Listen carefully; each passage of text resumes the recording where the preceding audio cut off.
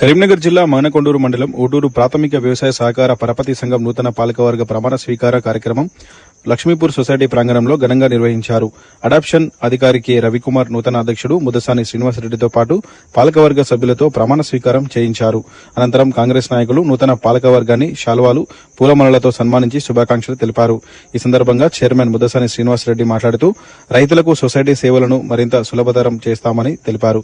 ప్రతి రైతుకు సంక్షేమ ఫలాలు అందేలా కృషి చేస్తామని, అలాగే సభ్యులకు కాంప్లెక్స్ ఎరువులు అందుబాటులో ఉండేలా చర్యలు తీసుకుంటామని తెలిపారు. తనకు అధ్యక్ష బాధ్యతలు అప్పగించిన మానకొండూరు ఎమ్మెల్యే డాక్టర్ కవంపల్లి సత్యనారాయణతో పాటు కాంగ్రెస్ నాయకులకు కృతజ్ఞతలు తెలిపారు.